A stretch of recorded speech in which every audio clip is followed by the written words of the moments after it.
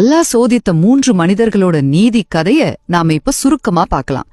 Israel மக்கள் கிட்ட இருந்த 3 ஏழைகளை அல்லாஹ் எப்படி ஆசீர்வதிச்சு அப்புறமா அவங்களோட நன்றியுணர்வை சோதிச்சான் அப்படிங்கிறது தான் இந்த கதை. முதலாவதா இறைவனோட அருள். அதாவது வழுக்கை தலையர், குஷ்டரோகி, அப்புறம் பார்வையற்றவர்னு 3 பேர் இருந்தாங்க. ரொம்ப ஏழையா இருந்தாங்க. அல்லாஹ் ஒரு வானவரை அனுப்பி அவங்க ஆசைப்பட்டபடியே அவங்களுக்கு முடி, நல்ல ஆரோக்கியம், பார்வை எல்லாத்தையும் கொடுத்தான். அது மட்டும் இல்லாம ஒட்டகம், மாடு, ஆடுன்னு செல்வத்தையும் கொடுத்து அவங்கள பணக்காரங்களா ஆக்கினான்.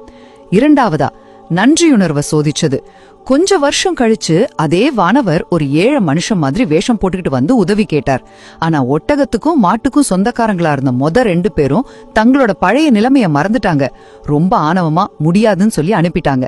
அவங்க நன்றி கேட்டதால அல்லாஹ் கொடுத்த செல்வம் எல்லாம் திரும்பவும் போயிடுச்சு. மறுபடியும் பழைய நிலைமைக்கே வந்துட்டாங்க. இறுதியா நன்றியோட பரிசு. பார்வையற்றவரா இருந்து பார்வை கிடைச்சவர் மட்டும் தயங்கவே இல்ல. அந்த ஏழைக்கு உதவ முன் வந்தார். எனக்கு எல்லாத்தையும் கொடுத்ததே அல்லாஹ் தான், உங்களுக்கு என்ன வேணுமோ எடுத்துக்கோங்க அப்படின்னு ரொம்ப தாராளமா சொன்னார். அவரோட இந்த நல்ல மனசை பார்த்து வானவர் ரொம்ப சந்தோஷப்பட்டு அல்லாஹ் அவரை இன்னும் ஆசீர்வதிப்பார்னு சொன்னார். அவரோட செல்வமோ இன்னும் அதிகமாச்சு.